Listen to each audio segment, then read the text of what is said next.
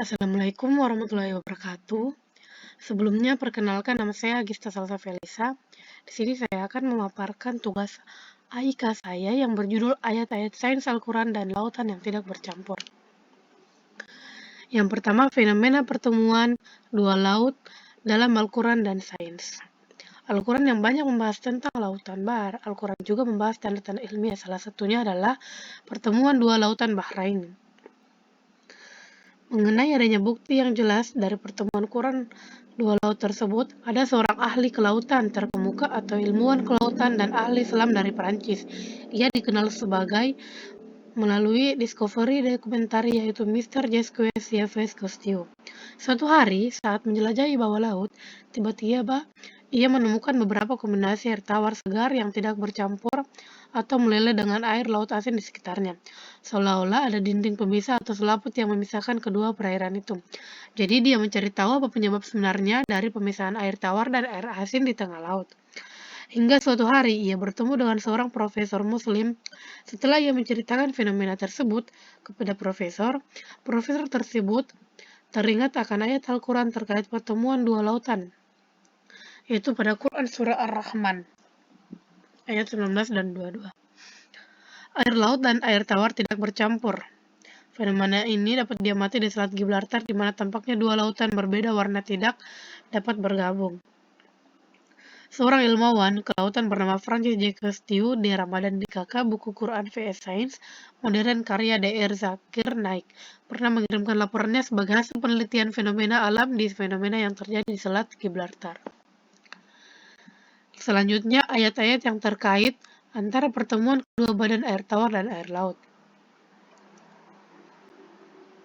Batas antara pertemuan kedua badan ini dinyatakan dalam salah satu ayat Al-Quran kurang lebih 14 abad yang lalu, yang dimana surat Ar-Rahman bunyinya, dia membiarkan dua laut tawar dan asin bertemu, di antara kedua ada batas yang tidak dilampaui masing-masing.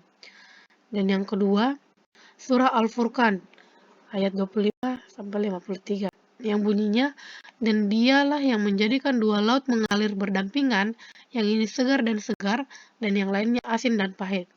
Dan dia telah mendirikan di antara keduanya dinding dan penghalang yang menghalangi. Selanjutnya, fenomena pertemuan dua lautan. Hal ini disebabkan adanya perbedaan suhu salinitas dan desinitas. Kepadatan air di Laut Mediterania lebih tinggi daripada air laut di Atlantik. Ketika air laut Mediterania mengalir ke Samudra Atlantik, keduanya tidak bercampur karena ada batas yang memisahkan kedua jenis tersebut. Bahkan batas antara keduanya sangat jelas. Perairan Laut Mediterania berwarna biru tua, sedangkan air di Samudra Atlantik berwarna biru terang. Selanjutnya, penjelasan ilmiah.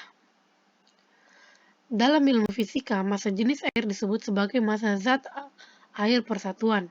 Volumenya menurut Tetiadi 2017-81, ukuran massa jenis ini sendiri disebut sebagai ciri khas yang membedakan suatu zat yang satu dengan zat lainnya. Misalnya saja, massa jenis 1 liter air memiliki nilai yang berbeda dengan massa jenis 1 liter minyak.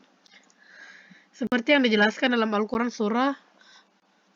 Surat 55 ayat 19-20, maka dapat ditarik suatu kaidah tertentu, sifat dari laut, dalam hal ini zat cair mereka bersama tetapi tidak bercampur satu dengan yang lainnya, yang disebabkan oleh adanya tegangan permukaan sebagai akibat gaya kelistrikan pada molekul sejenisnya.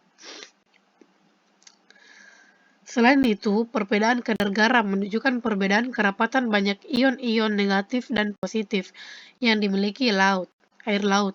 Ion-ion positif dan negatif inilah yang menyebabkan larutan garam bersifat sebagai elektrolit, mampu menghantarkan listrik, dan ion-ion tersebut terdistribusi membentuk lapisan ganda listrik karena terdapat medan listrik di dekatnya. Apabila dua lapisan ganda listrik mendekati satu sama lain, maka terjadilah interaksi tolak-menolak antara kedua permukaan yang menyebabkan dua lautan tidak dapat bercampur.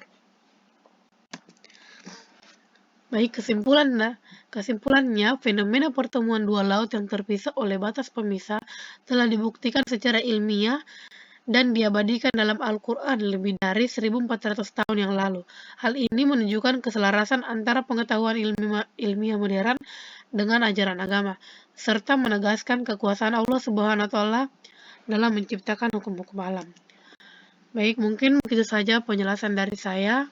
Sekian dan terima kasih.